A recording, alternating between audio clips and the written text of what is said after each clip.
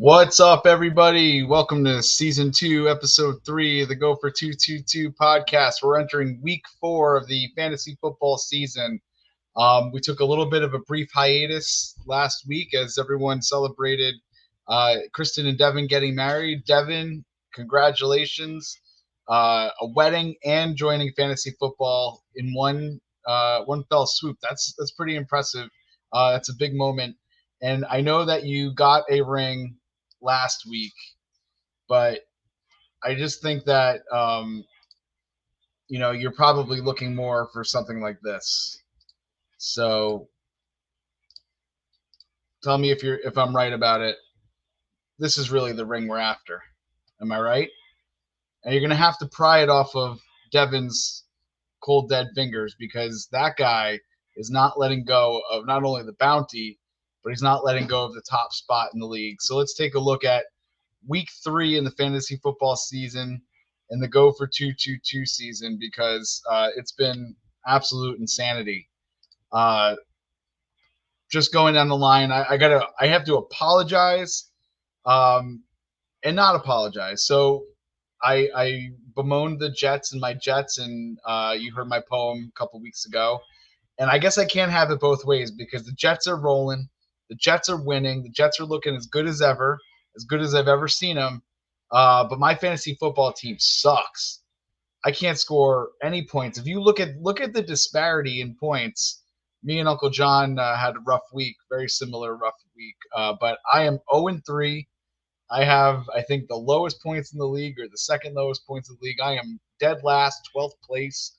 I am looking up a mountain at this point, and I am this close to being completely irrelevant within the first quarter of the season. So I need to apologize. Your commission needs to do better. I need to do better for you. Had a long talk with my guys on this bye week from the podcast. Gotten some faces. I rattled some cages. So I'm hoping that my team comes out. But one major event that took place was the egregious. You could feel upset when you leave points on the bench, but there is nothing, and I mean absolutely nothing, that will prepare you for what happened to Peter. And let me just share my screen real quick for those of you that were not looking at what happened to Peter. Peter left more than just a few points on the bench. Peter left a whole week's worth of points on the bench, and I just feel terrible for this guy. This guy would have been 3-0 easily. But check this out. Jawan Jennings, out of nowhere, projected for 9.64 points, left a 51.5 spot on his bench. I felt bad. I let Roma Dunze on my bench with 28 points. Pete left 51. He left a 26. His bench outscored my entire team. Look at his bench. His bench scored 103 points. That's insane. So, Pete, I feel for you, man. You're doing excellent. You are absolutely rolling. Let's take a quick look at the standings while we're here. Because, as I said before, I am in dead last, as I should be. My guys have been performing terribly. So let's just take a quick look at the standings. We got the champ still on top with a 3-game winning streak, 3-0, scoring a lot of points himself, almost 400 points. Pete, not far behind. Pete is head and shoulders the high scorer in this league. He just ran into some bad luck. Mike Fasano, always at the top of the list, 414 points. Aunt Jackie, 2-1, hanging in there. Her Josh Allen has really been carrying her. She's been awesome. And Devin, fresh off his nuptials, still 2-1, scoring really well. So we have a race to the playoffs. We have a long way to go, but some of the cream is already rising to the top, and I am just a turd going down the chute. So it is what it is. You know, you can't have it all, I guess. I'll take the Jets winning a championship any day, hopefully in my lifetime. But when we come back, we have a lot of to go over. Injuries have really plagued the league, and we are fortunate enough to have Nurse Jackie also known as the Pax Mafia, joining us to talk about some injuries and the impact of injuries on the fantasy football season this season, as well as just being our most favorite participant and most enthusiastic member of the league. So we're going to have Aunt Jackie on. And Uncle John and I have been texting a lot lately, just bemoaning streaming services, this Yahoo app. Just we have a lot of gripes. So we're going to hear from Uncle John to get a sense of his gripes with fantasy football and the league in general. So it should be a fun episode. When we come back, we'll have Nurse Jackie, Aunt Jackie, the Pax Mafia. Stay tuned. Okay, we're back, and as promised, I have the Pax Mafia laying in wait backstage. I'm going to bring her out in just a second. We're going to talk about injuries and her second year in the league and her Bills and Josh Allen and everything else fantasy. So without further ado, our former Rookie of the Year, the Pax Mafia, Aunt Jackie, how are you? I am awesome. Thank you so much, Joe. Great to be back. Yeah, you're back on the podcast, season 2. We're back. Thank you. You're the best. We have over 24 followers, maybe a dozen and a half followers. So we really have to make sure that we provide them what they want, and what they want to hear is from the Pax Mafia. What can I say?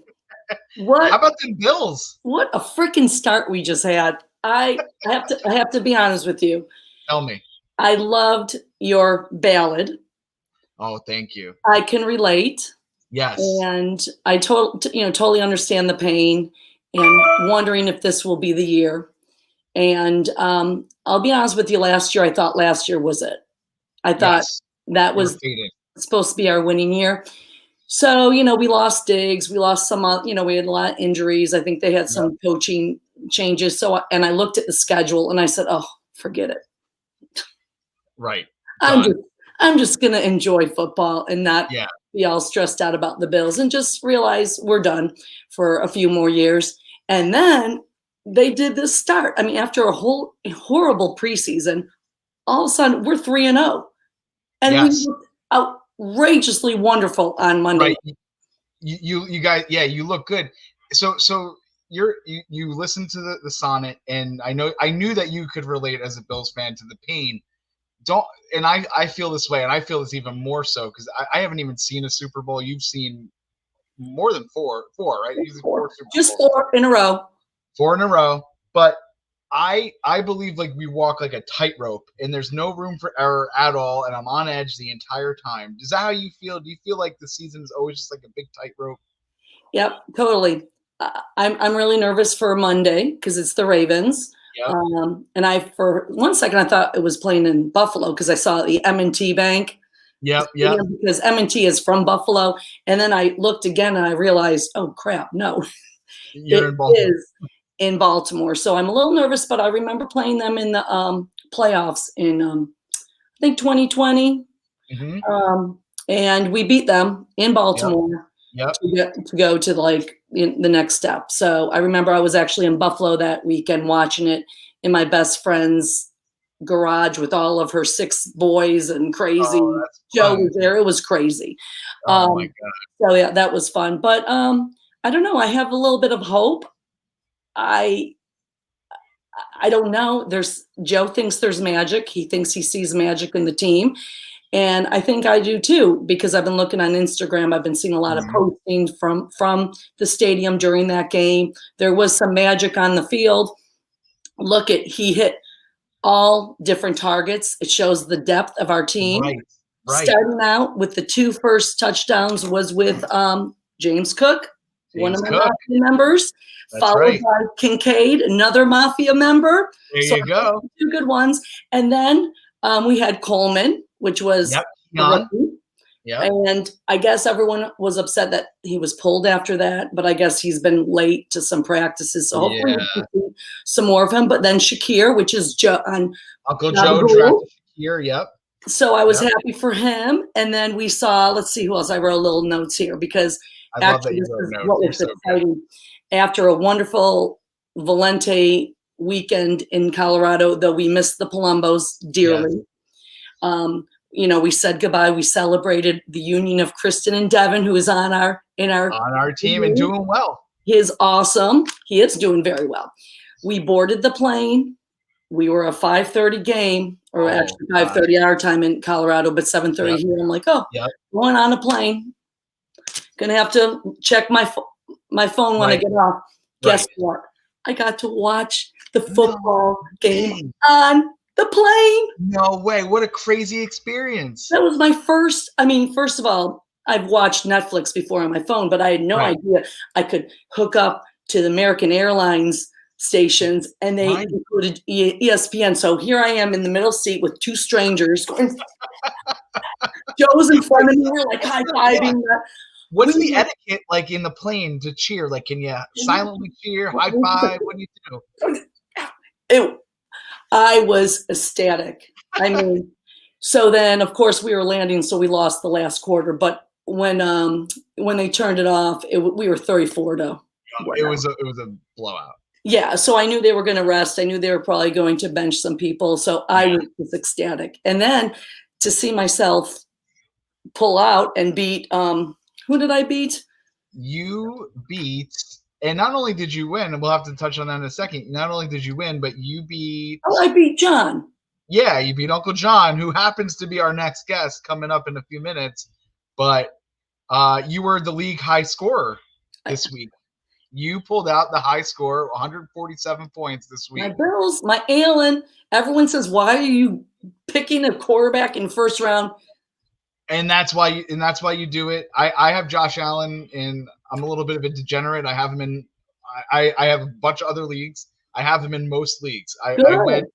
Yeah, I got him early, and he's been one of my best players, except for that game against Miami where it was a total blowout. He had like 9 points. He didn't have to do anything. I know. But Cook actually got a lot of the points because he rushed. So it was kind of like, okay, Cook blew it out to be maybe 29 points. So I'm like, okay. But yeah, I missed. I lost. I think that was when I played. Did I play? Was that Devin last week? The week before that. Oh, when you had 9 points. Yeah. It was. Who was it? Yeah, you were against Devin. He scored a lot. He had the GOAT one. Oh, yeah, like Jim Brady, just like Tom Brady. Devin, we got to knock Devin off his pedestal a little bit. He's riding high at 3-0, but we'll let him slide one more week. But I had a great week. I enjoyed it, and again, it's all about. I know some of my players. Who cares? But I just love them. I'm starting to love them all. I'm starting to love. Got a couple other good people that are bringing me some points, but it's all about my Bills on my. Even Tyler Bass, I love that guy. I got Tyler Bass going. Oh, yeah, is he doing good for you? Yeah, I have him somewhere. Good, because I picked up the guy from Dallas. Yeah, he's the best. Yeah, so I gave up Bass, but that's okay. I think Shitter's Full has Bass. I think so. I want to say the Dallas kicker has 50 fantasy points through 3 weeks. He's like the number one kicker by far. And I think Josh Allen is the number one quarterback in fantasy right now. Points scored. So kudos to you. You assembled another great squad.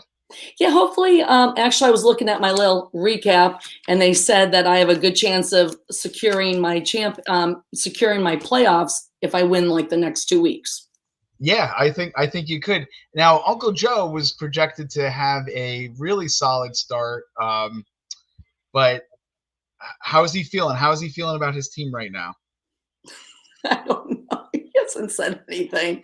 He's keeping quiet on that front. He's quiet, and I think with being away, we kind of lost touch with what was going on. But I know. I mean, look at him gain first draft. Yeah.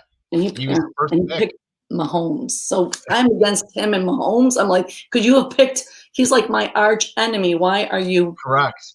Speaking of arch enemies, I need to not an arch enemy, but your opponent from last week. I'm going to add him to the stage because he's here now.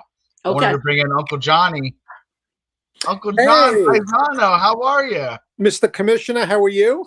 Wonderful. Thanks for being here. Thank you, and congratulations to my wonderful sister-in-law. Thank you. I made the wrong Valente. If you did not win the game, I would have just completely been disappointed in you Oh, because you were predicted to win, and like I said, it would have been a miracle if I somehow pulled that one out, but it wasn't happening with my team. but at one time, I think we were neck and neck. I mean, we were projected to be a close game, right? It was Yeah, well, projected to that's be close. that's the whole thing about this bullshit fantasy football. It doesn't give they don't care if you're projected on anything. They project their bullshit. I don't know where they come up with their information, It's and fake, it doesn't even come close to what they predicted. Right, yeah. Well, it's all a crapshoot. You really don't know what you're going to get. Nope. Uncle John, you and I we didn't even score 80 points. You and I had 79 No, points each. I mean, I don't know about this week, but I think maybe for 2 weeks in a row, I've been the lowest point getter. Have you been the? I think I took that one maybe the first week. I can't score over 100 points. I'm awful. I know. I feel so bad for you, Joe Palumbo. I think you're in last place. I am. I'm in dead last, complete last. Like I'm 0-3 with no hope in sight. So when you and I play, it'll be like the battle of the toilet bowl. It's like in a few weeks, the Giants are against the Panthers in Germany. Right. And they said that's going to be the toilet bowl. See, but here, for the bylaws, I have a motion I'd like to present that the team that automatically finishes in last, yes, automatically gets the first round pick the following year. So it's funny you say that because, I have our ping pong balls here from our draft and I've done a lot of research on this and they said that really the fairest way to do it, and maybe we'll do it next year, although I do like the meatball draft that Uncle Mike proposed in week 1. The worse you do, the more balls you get in the draft so that you have more of an opportunity to get that first pick. So that might not be a bad idea. All right, listen.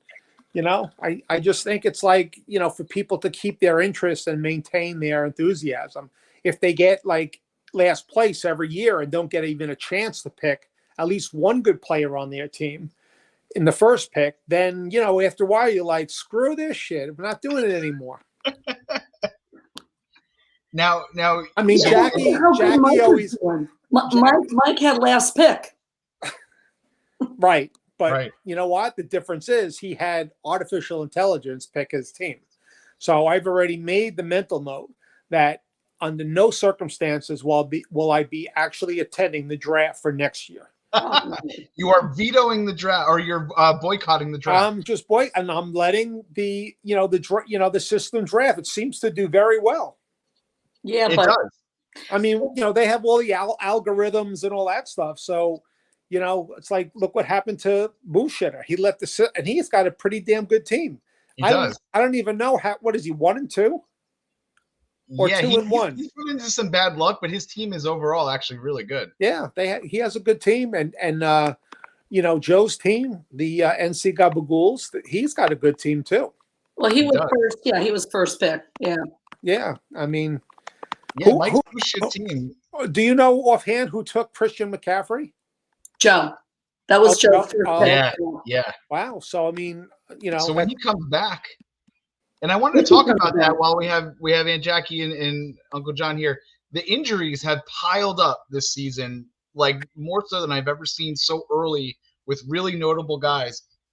I'll name a few right off the top of my head: AJ Brown, Deebo Samuel, who both I think are on Peter's team. Some quarterbacks. We had Tua.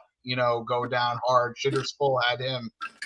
Those injuries then impact the rest of your team because now Tua being out, Tyreek Hill is no longer a player, and it just messes everything up. What's going on with these injuries? Well, first of all, I think it's I remember watching Tua get his first concussion back in 2022.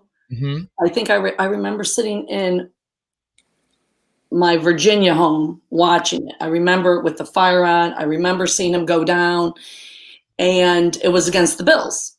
Oh. And I do believe, did he come back? He came back. Yep, he came back in. That game, right? It was either that game or the next game, and then he collapsed. And then he got hit again, and that's when he did the weird, it's called I looked it up. They call it the fencing. Did you see his like body Yes. tilt and just Yes. Yeah. Yes. get real? And when I saw that live, you know, being an ER nurse and everything, I knew that was really, really bad with the Really bad. concussion. Yeah. And he probably should. I know then he was out for, I mean, first of all, he came back too close to that first concussion. And then he had that second one when he had the fencing spasms and stuff like that. And he was really, really out. I mean, Yeah. it was scary. And I mean, he should have, I don't think he rested in between those two concussions.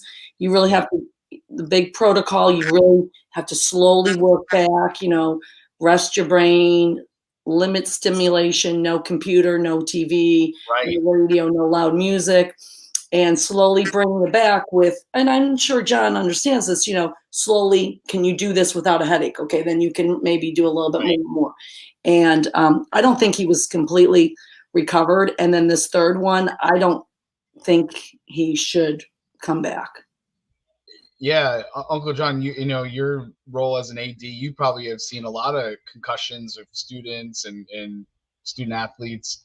Yeah. I And mean, is there, and like it's highly effective. It affects the rest of their year sometimes. oh, absolutely.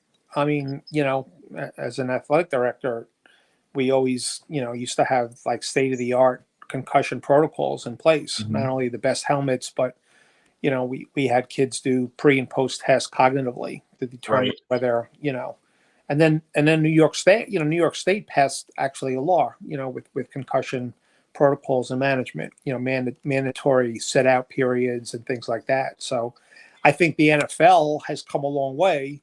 It's never going to be a perfect science when it comes to concussions, injuries, things like that. But I think the improvements over the course of time is definitely in favor of the athlete, as opposed to Yeah. back in the 70s and 80s and even part of the 90s, where you got your bell rung, you came off to the sideline, and like the coach would hold up 4 fingers and he'd say, "How many fingers do I have?" And the athlete would say 2, and the coach would be like, "Close enough, get back Close out enough. there." Yeah. Right. Right. So yeah, so look, injuries are, unfortunately, I feel bad for those who get injured, but it's a part of the game essentially. And Yeah. some teams get the injury bug, and 2, 3 guys are out, and affects the ultimate results of games. And we all, in terms of fantasy football, we all have to deal with players that are going to be out. I really would love to know. I mean, statistically, it's like, obviously fantasy football doesn't do this. I mean, Yahoo. But I'd love to know, out of all the teams, what's the percentage of injured players that have started on those teams that are Right. either out or are on the players' bench because they're still questionable. Yeah, it's a really high number, and they're starters. They're players that you would start, like a Tua and a Debo and all these people. They're players Yep, that will affect the rest of your lineup. So absolutely. yeah, I know that's where the depth comes in, and we're working the waiver wire. Now you guys are in year 2 of fantasy football. Do you feel comfortable, or a little more comfortable with the waiver wire and picking up players? I mean, I just dumped my defense team, Dallas. Sorry, John, because I know. But I mean, they did great the first Yeah. week. But that, I guess, is that the wire I use? I just dumped him and added somebody in on Wednesday. Yep. I thought it came up. Is that what you? Yep. That's Okay, what. so Yeah. it's Yeah. not like Picking a up trade, players. And or I mean, I yeah, guess I haven't trade amongst the team. I've only just like picked up and drawn players. yeah, no, but do you feel more comfortable, like, especially with all the injuries? Your team, I don't think, has been affected as much. I think you knock on wood. Mhm. But someone like Peter, he has a lot of depth, and he actually was able to, he left the guy with 50 points on his bench this past week. So he's got a lot of depth, but that's really it's really hard to overcome that when you have multiple starters injured. For Yeah, sure. and I'm playing Chitters full this week, and I Yeah. think he has some injuries because I've already kind of scoped out my competition. Oh, nice. You've been doing a little recon. Yeah, he But has to. here's what I just want to add. I think when somebody's injured and you got to fill a roster spot or whatever, we all hurt with our points, and even in live, these teams hurt. However, a good CEO, a good coach and owner of their team those who are able to make the adjustments and not make excuses that, oh, I got 5 people injured, that's why I'm not scoring any points. That's something the bullshit would do. Right. Yeah. But listen, in this league, I practice my own mantra is sometimes you just got to make chicken salad out of chicken shit. So it's like, all right, we all have injuries, but it's the chess match of seeing who you can get.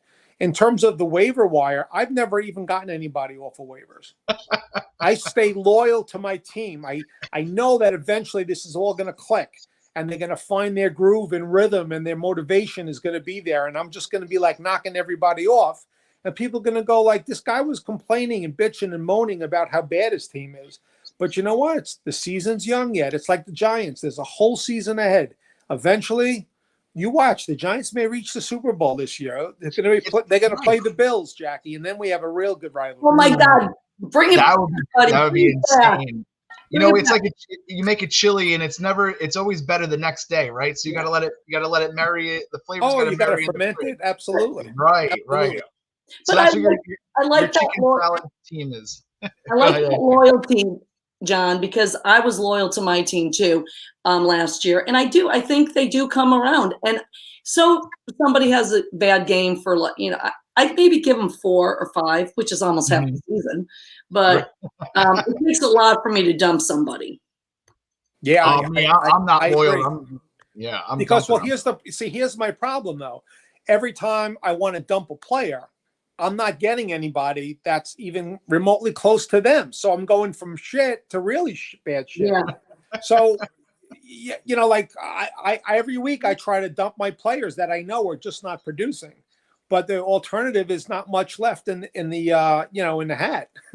You almost got to start trading. You got to look at everyone else's team and see what they need and what you have, and maybe execute a trade. Maybe that's. But I alluded to this. I am a big proponent that fantasy football needs to make some changes, and I just put it out there. I think that the tight end position should be eliminated because look, I think statistically tight ends are just not being used as much as they used to. A lot of them are not point getters. I don't know everyone's tight ends, but I'd be curious to see if they have a kick-ass tight end that are getting them between 25 and 30 or 35 points a game. So I just, and I'm not saying that because Travis Kelce's, his name is in every newspaper, the front page. Travis Kelce not, able to catch balls this year, Well, he's got Taylor Swift. It's the Taylor Swift. Well, I was going to say he's got Taylor Swift, which, makes his knees weak. So that's why he's not doing well. And he's now in a movie. He's in commercials. Oh, yeah. That's what happens. All these guys, they get a little too big and they start getting all of the money for as Jackie said, commercials, marketing, everything. They get their name on their jersey for little kids to wear. And then it all goes to shit eventually.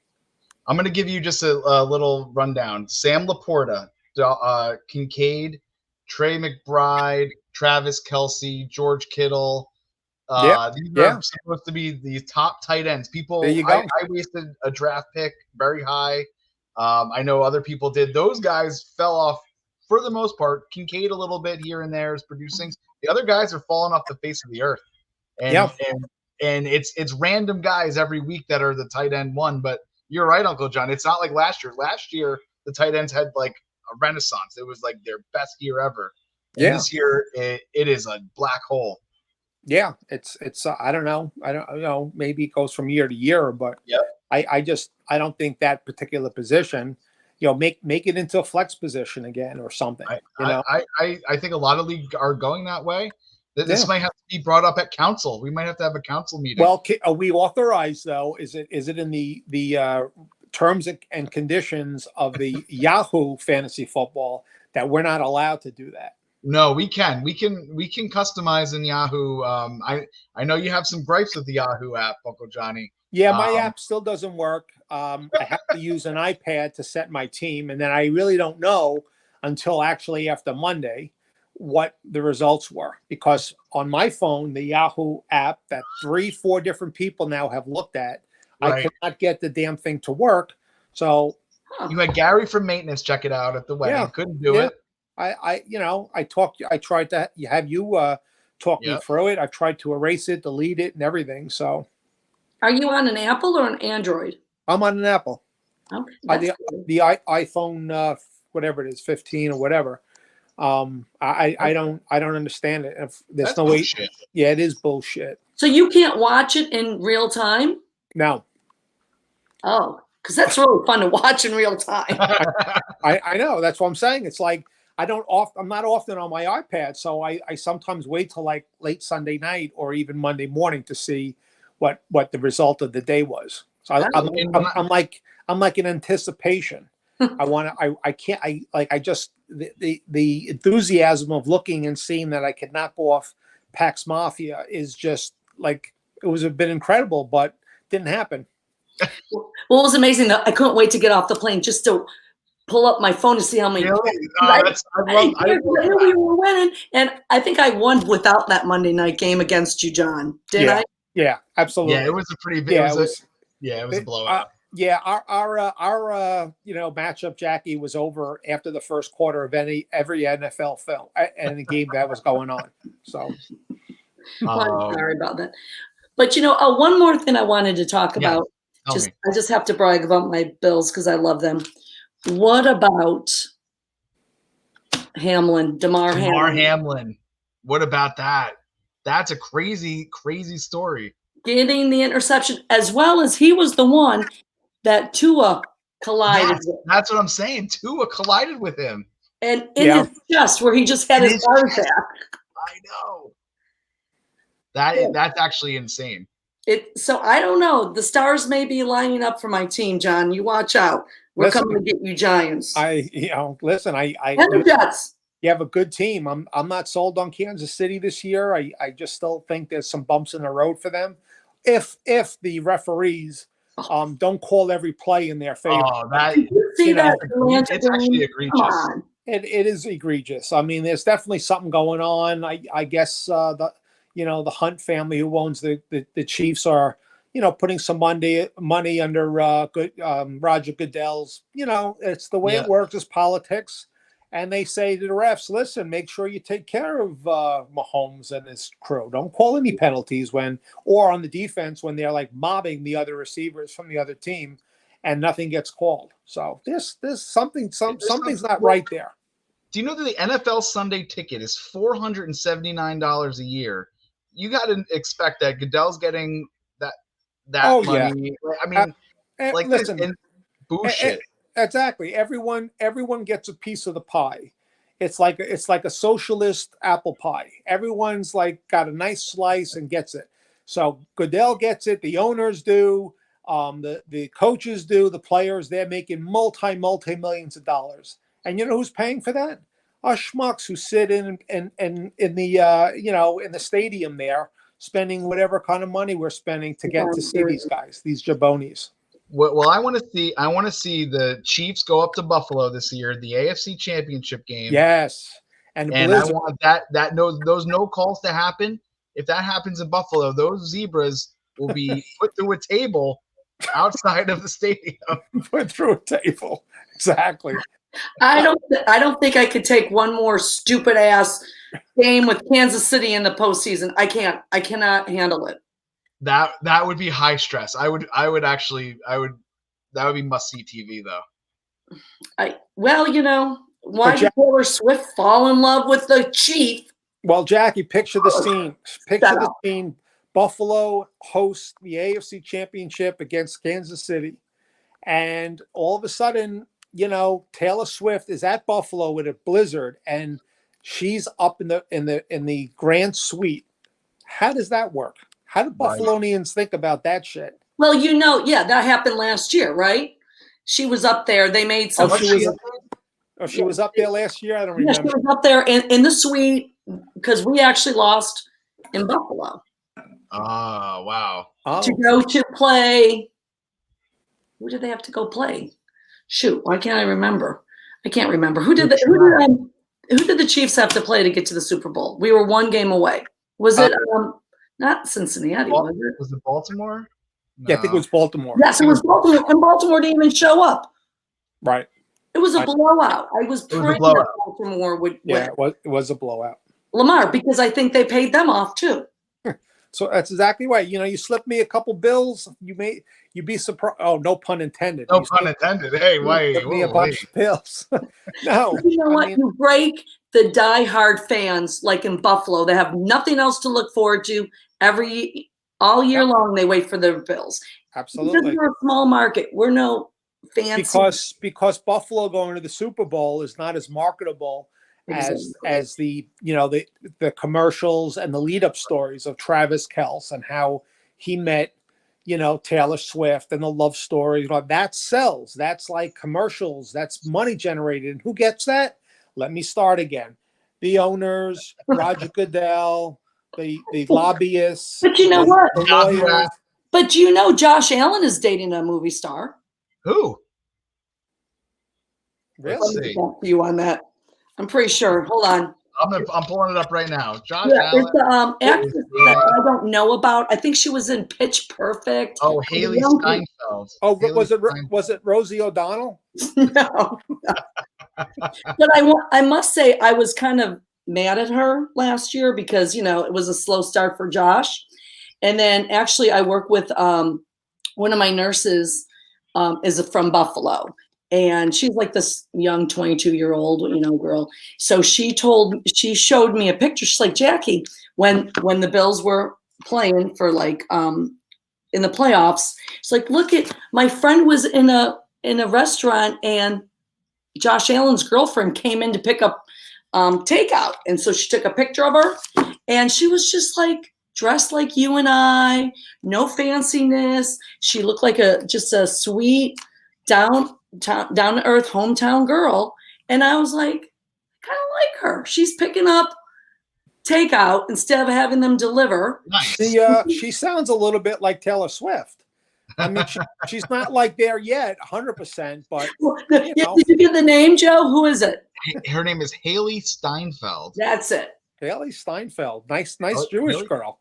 I know. They met. That was the big thing. He broke up with the girlfriend from college, and everyone was mad, and that's why he kind of came off with a slow start last year, and everyone was mad at him for breaking up with the other girl, and everyone hated Haley. But I think he came out public finally, I think, this summer. So they've been dating for over a year. Okay. Wow. And actually, when I saw that picture of her picking up the takeout on a Friday night in the winter in Buffalo from Hollywood, I kind of liked her. Maybe she was getting wings. If she was getting wings, we're in. Exactly. But it's interesting. But going back to the injuries, good movie to see is Concussion. Yes. Yeah, it's a good movie. By Denzel Washington for all the youngin 222ers. I'm sure you can get it. It's a great story about the dangers of CTE. CTE, no doubt. I've seen that. That movie was responsible for a lot of public awareness of what was going on. I mean, like I said before, like concussions were just part of regular routine for a lot of these players, and they're suffering, and many of them have died. But that movie really heightened the state of something's got to change in the game of football. And football numbers popularity wise really went down because parents were so impacted by it. They were like, I'm never letting my kid play football. Yeah. And there are some stories like, my alma mater, Ohio State. I remember a couple years ago, one of their players went missing and they found him in a garbage, the big garbage things, the dumpsters in the alley at Ohio State, and he had killed himself. Yep. CTE, it just went crazy. To your point, Uncle John, it's kind of favoring the player a little bit now. They're able to wear the Guardian caps in gameplay, which is helpful. I know Brett Favre was just testifying at congressional hearings. And he has Parkinson's. Parkinson's. There's a lot of awareness around. Talk about a guy that thumped his whole body around for all those seasons and got demolished. He was a guy that probably had a million concussions. So how about Hernandez? That story. Yeah. Oh boy, yeah. I mean, for all the fun we have with fantasy football, it is a dangerous sport and no doubt brings us a lot of enjoyment, but it's also it's got a dark side. No doubt. Yeah. Absolutely. Well, guys, I appreciate you coming on and bullshitting with me for a while. I'm sure everyone's going to be excited to know. Just a score update. It's really not as bad as I thought. It's 14-6 Dallas. Okay. But is it halftime? Yeah, just a 2-minute warning at okay. So yeah, it's still a game. We don't have to turn it off. Still a game. Do you have any players playing this game? I do. No. There's nobody that would ever pick for the Giants, unfortunately. I'm sorry to say. Well, I got Singletary, and then I got the Aubrey, the kicker. So okay. They haven't really scored much for me if it's only one half. Well, you know what? Singletary, from what I could see, he's been having a decent game so far. He's had some good runs. So. Yeah, the Dallas D is not good against the run, so that he should have a decent game. But Malik Neighbors on the Giants, he's going to be a thing. He's doing well. He's the real deal. He's the real deal. Yeah. And I must apologize. We tried so hard to get a 2-2-2 picture for you, Commissioner. Oh, Devin texted me. You know what? He tried. Listen, we have another opportunity coming up. We're going to do it. And him, we're trying to get the group together, and it was just too. It's impossible. It's too impossible to do that. But we'll try again. Did you see though when we were doing the Sweet Caroline? Yeah, I did see that. That's great. You guys are spread the love across the country, and this is going to be I'm going to drop the podcast later tonight, and everyone can watch it tomorrow as we go into week 4. Sounds good. Kamish.